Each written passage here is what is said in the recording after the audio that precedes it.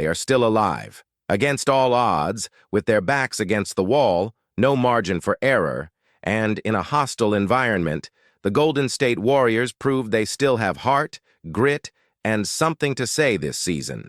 In a Game 7 that felt more like a war than a basketball game, the team silenced critics and ignited hearts by defeating the Houston Rockets 103-89.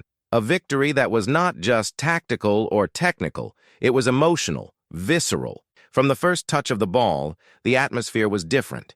There was a sense of urgency in the air, the kind of energy that only appears when a group understands that its legacy is at stake. And the Warriors played as if they were protecting something precious, perhaps respect, perhaps the connection between them, or perhaps just the chance to keep dreaming. The defensive intensity was one of the main marks of the game. Golden State, which had seemed lost defensively in earlier parts of the series, found a rhythm, a collective vibe that changed the tone of the game. Zone defense, quick switches, heavy contesting of shots. Each player seemed driven by an instinct greater than themselves. From beyond the arc, the team was lethal. 42% shooting from three-point range in a game where every basket seemed to count for 3 times its weight. And even when the Rockets dominated the rebounds, 14 more in total, the Warriors didn't let that bring them down. They played smart, disrupting the rhythm of their opponents and betting on well-executed plays. But in every decisive game, there is room for unexpected heroes. In this case, it was a player who had been practically invisible in the previous games. In the 6 previous matchups, he had only scored 4 points. And then, in front of a pulsating arena, he scored 33. No one expected it. Not even the most optimistic fans could have imagined he would explode like that. But that's what makes basketball magical. He found space, confidence, and turned the silence of the series into a cry of redemption. It wasn't just about talent, it was emotion. One day before the game, the team locked themselves in the locker room for a candid conversation. Not a tactical meeting, but a moment of soul. There were tears, hard words, hands on shoulders, and according to reports, a sense that something had changed, and that change was visible. They weren't just playing a game, they were defending a story. On defense, another name stood out. Tasked with containing the Rockets' main offensive threat, the defender held him to a mere 2 free throws throughout the game. Not only did he prevent points, but he dominated mentally. It was a performance to make any defensive specialist envious. Every rotation, every physical contact, every move seemed calculated and lethal. On the other side of the court, the story unfolded in chapters. The first half belonged to a player who lit up the scoreboard with 22 points in 2 quarters.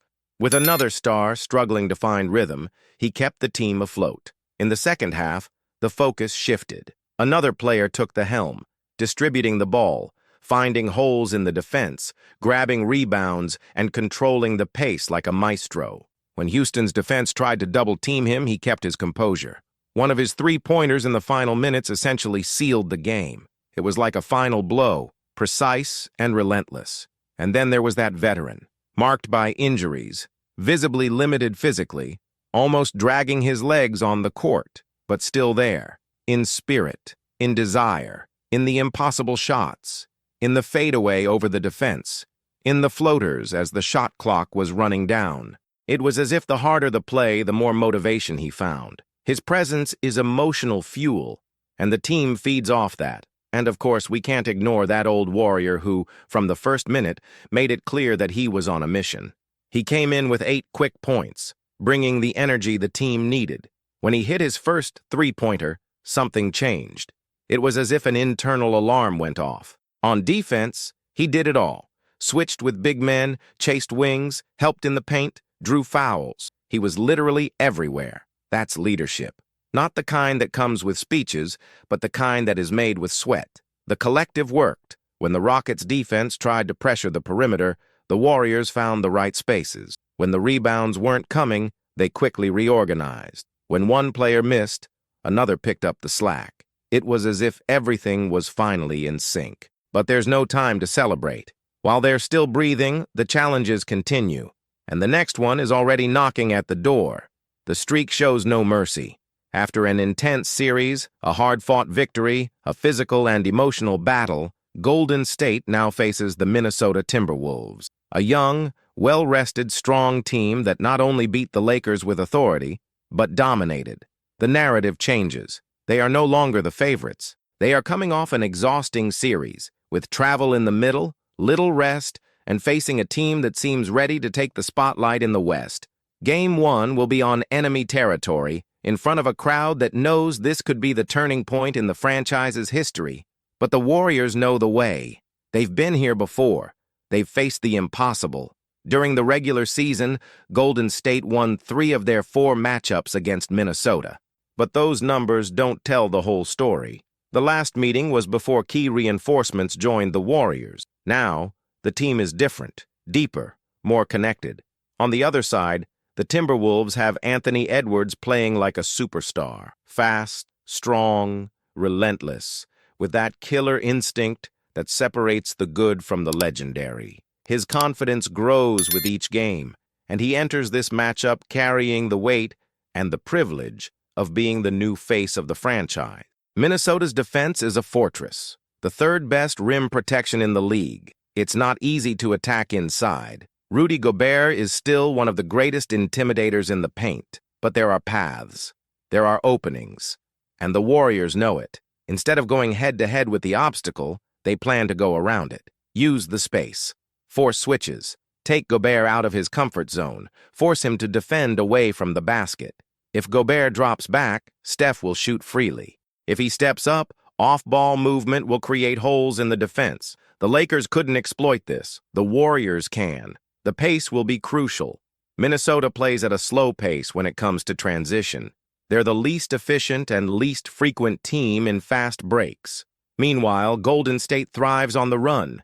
If they can force turnovers and speed up the game, they can set the tone. But that requires discipline. Mistakes can't happen again. Against Houston, in the losses, the team had more than 15 turnovers per game. In the wins, fewer than 10. In Game 7, only 6. That's maturity. That's focus. If Game 7 was the spark, Durant's return was the gasoline that ignited Golden State's championship ambitions once again. The energy in the Bay Area shifted. The team, which had once seemed to resist the winds of time, now blew back with full force. And the behind-the-scenes confirmed this.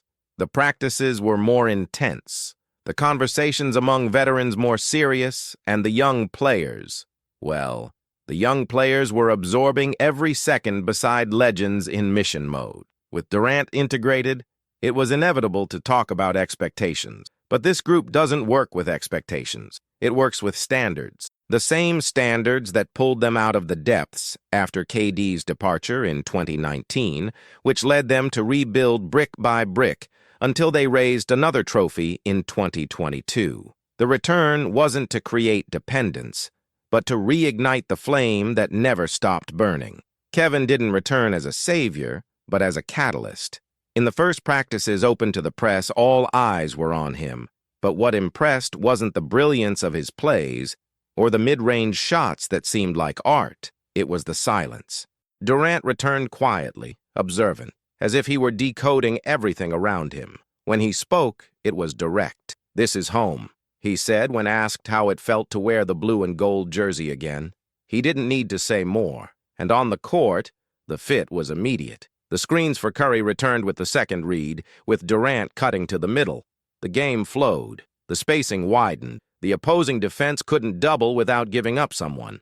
And on the bench, the confidence renewed, because they knew that at any moment, one of the 4 could decide the game. It was a luxury few teams in the league's history could claim. But even with this constellation, the Warriors knew nothing would be handed to them. Minnesota was waiting with fire in their eyes. Game 1 of the series was a tactical, physical, and mental battle. The Timberwolves came in to impose respect, and they succeeded. They won the first game by 5 points, cooling off Golden State's perimeter, closing the paint with Gobert, and suffocating the passing lanes. It was a statement. They weren't there to watch the show. They were there to write their own narrative. But Golden State responds best when punched in the face.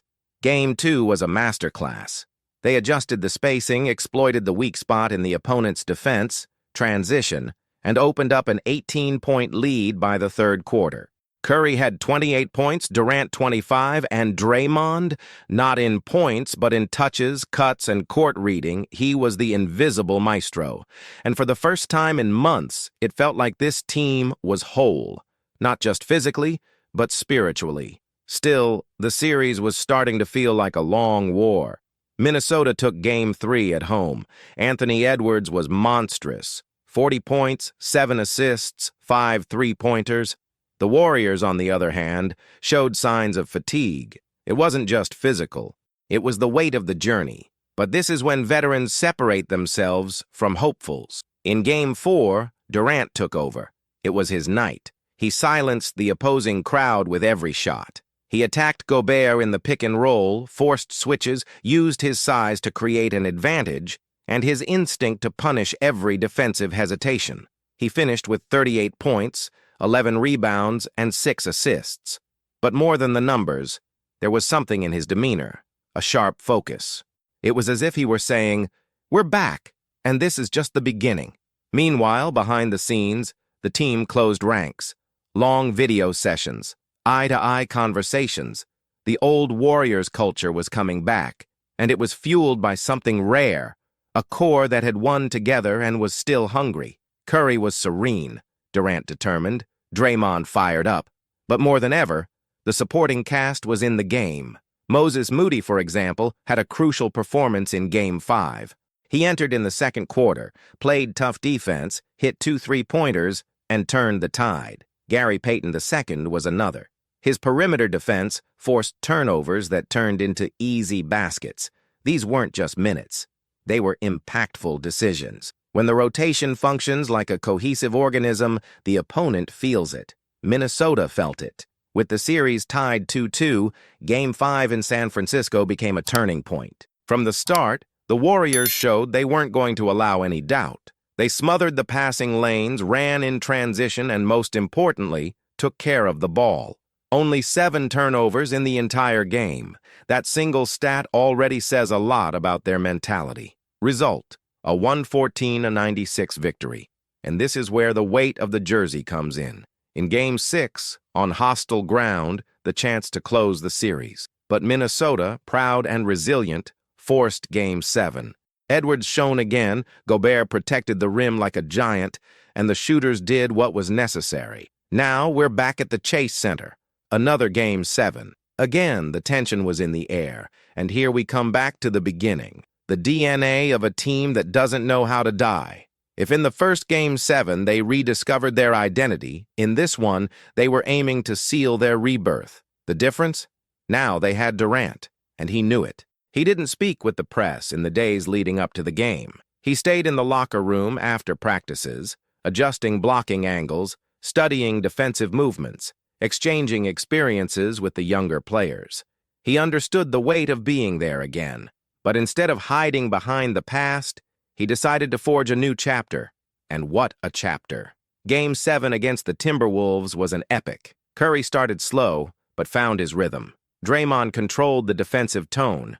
The supporting cast did the dirty work. But Durant was Durant. With 41 points, 9 rebounds, and 5 blocks, he commanded every critical moment. He silenced opponents' runs, responded to provocations with masterful plays, and in the end, was lifted by his teammates, as if he had just paid an emotional debt. Golden State advanced, not by chance, not by luck, but by construction, by belief, by memory.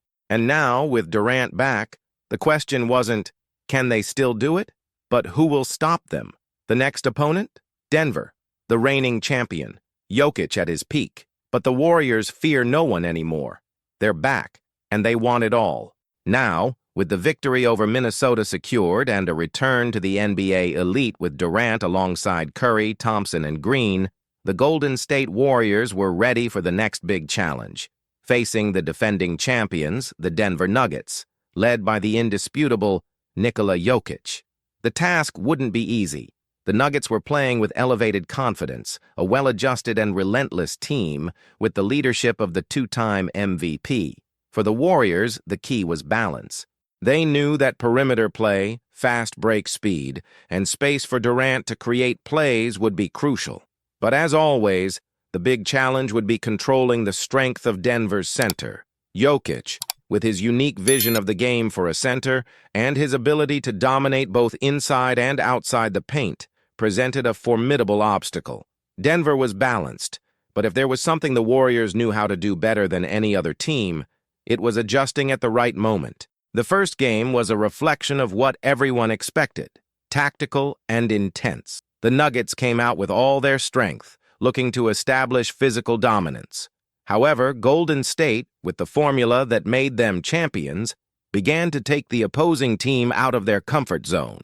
Durant was clear in his command of the floor. From the start, he forced Jokic out of his comfort zone with constant switches and pick and rolls that moved the center from his usual position of rim protection. By doing so, opening up space for Curry and Thompson's shots, the Warriors began to take control of the game. However, Denver was not in a position to be easily defeated. Jokic still demonstrated his brilliance by orchestrating the offense with passes and assists that left even the most experienced defenders second-guessing. In the first two quarters, the advantage fluctuated. Denver imposed its rhythm, but Golden State had something more to offer: resilience. In the third quarter, the Warriors took the lead with a series of three-pointers that destroyed Denver's expectations of solid defense. Curry was key with his trademark off-ball movement, receiving precise passes and converting from outside like clockwork. But the real key to victory wasn't the offensive explosion. It was the defense. With Durant on the floor, the Warriors were able to control the actions in the paint in a way they hadn't in previous editions against Jokic. He and Green formed an invisible wall, making rim finishes difficult and making the MVP's passes harder to complete. When Jokic tried to distribute, he found himself up against multiple defensive lines, and the Warriors were able to nullify some of his vital assists. The victory was tight but significant. Golden State took the first game, and the feeling was clear. The winning mentality was back. Now, with the advantage of having controlled the tempo and shown they could neutralize Denver's star, the focus was on how to continue adjusting to face the challenges of a long series. Game 2 was in Denver, and that would be a true test for the team's emotional depth. In the second game, the reality for the Warriors began to weigh in. Denver, playing at home, adjusted to the pressure from the Warriors. Jokic, aware that he couldn't be completely neutralized, started using his post-up ability to create mismatches, challenging Golden State's defense. However, the Warriors' response came at a moment few predicted. Draymond Green, always present in critical moments, became an unbeatable defender, forcing turnovers and putting pressure on Jokic in a way that made him hesitate, something rarely seen in the Serbian giant. That was the game that confirmed something for the Warriors. Confidence in team play was their final weapon. It wasn't just about individual attacks or the strength of a star. It was about the complete game. Curry was the maestro, Durant the silent force, Thompson the elite shooter, and Green the tireless defender. In a 47-minute game, where the Warriors imposed a frenetic pace, the victory was another reflection of collectivity. The game ended 108-102, and the series was 2-0 in favor of Golden State, with Denver starting to wonder how to respond to the constant pressure. But, as always, the greatest obstacle would be maintaining psychological balance. For this, the team's mental approach would be tested once again. During the series, the conversations in the locker rooms intensified. Draymond, with his innate ability to lift his teammates' spirits, kept everyone focused on a single goal. He knew that the real battle would be in the crucial moments, in the details, and those details were all about controlling the tempo. Golden State always thrived in its speed. The tempo was the key. As the series progressed, Denver tried to adjust more and more, looking for ways to slow the game down and reduce the pressure of Golden State's offense, but it wasn't enough. In Game 4, at home, the Warriors once again imposed their will. With Durant scoring relentlessly, Curry moving freely, and Thompson hitting crucial shots, the victory was overwhelming. And what stood out most? The confidence the team exuded. Golden State was no longer a team that needed to fight against the past. With Durant back, the Warriors had been reborn, more focused and with an insatiable thirst for a title. Even against the champions, The team was ready for whatever came, knowing that true greatness was just a few games away. Now the mission was clear: to take this team to the top once again. The team that once seemed lost had reorganized, restructured, and was now stronger than ever. They were a team that had survived the highs and lows of the league, and now, with Durant back, they were ready to challenge any opponent and show that when it comes to the Golden State Warriors, it's never too late for a great victory.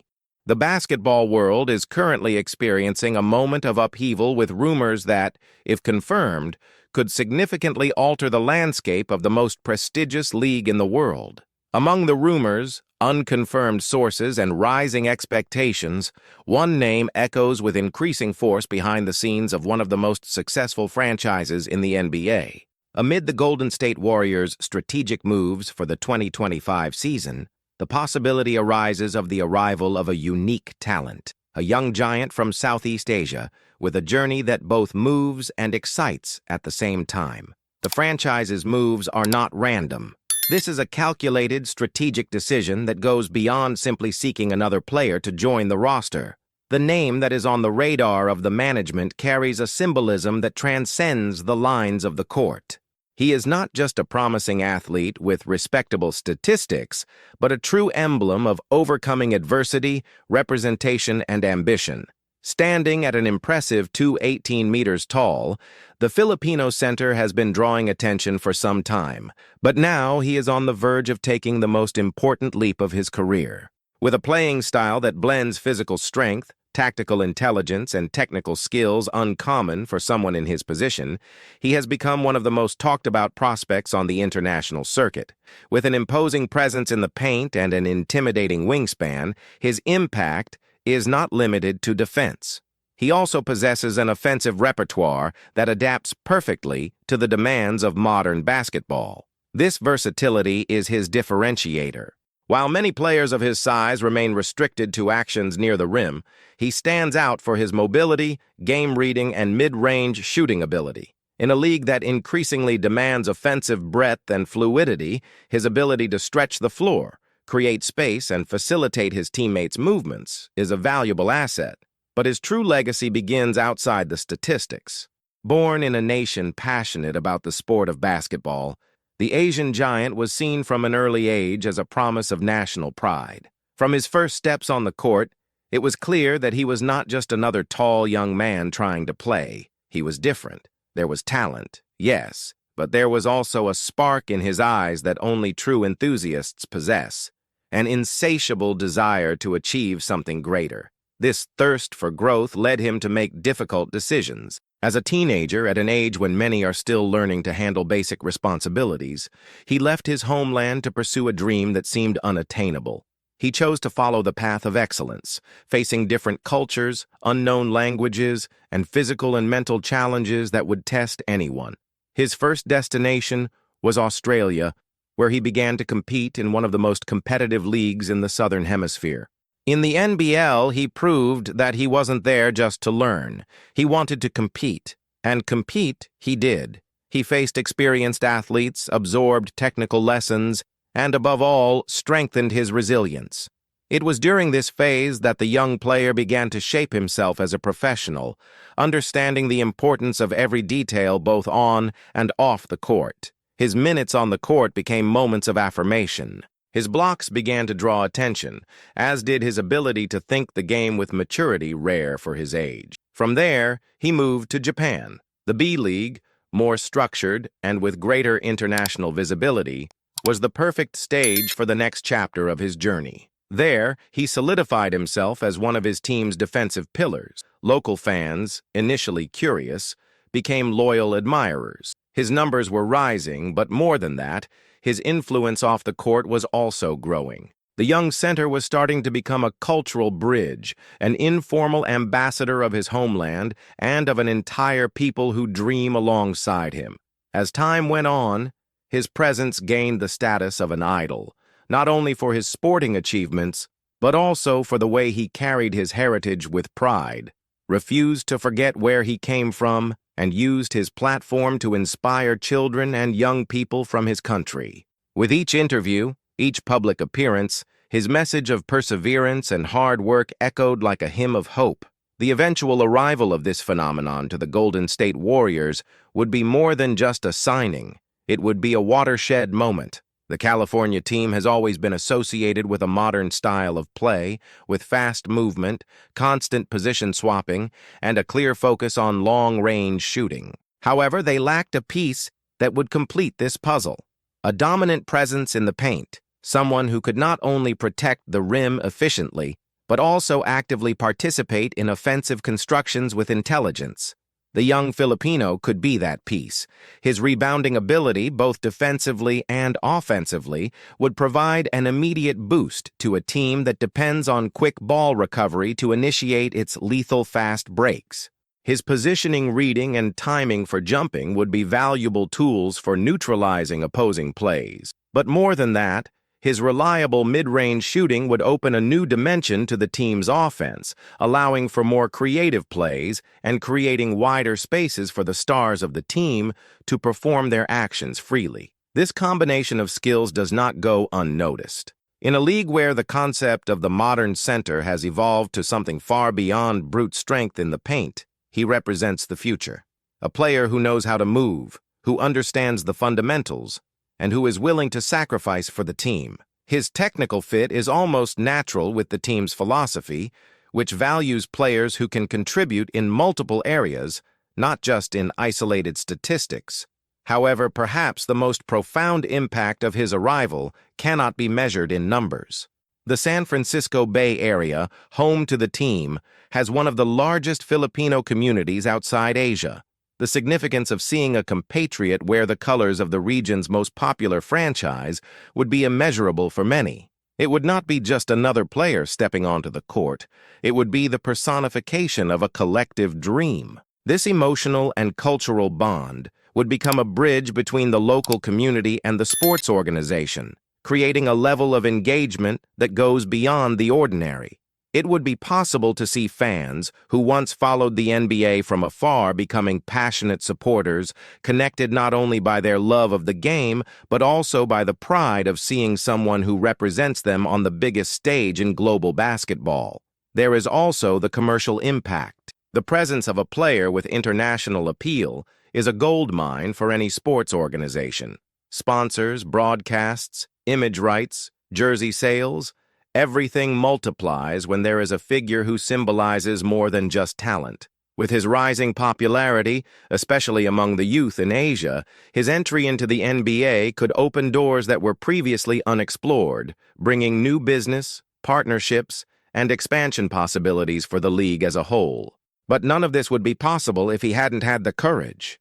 The courage to leave home early, to face loneliness, homesickness, and the fear of failure. The courage to train harder than others, to accept criticism, to fall and get up countless times. The courage to dream big, even when everything seemed to point in the opposite direction. It is this story of courage that makes him special. It is what makes young people from around the world look at him and feel that they too can try, that they too can chase the impossible, that they too can, one day, wear the uniform of a great NBA franchise and hear their name echo in the stand. If you enjoyed this content and want to learn more about what's happening in the basketball world, don't forget to like and subscribe to the channel. This way, you'll stay up to date with all the updates, analysis, and much more about players and the big moves in the NBA. See you in the next video.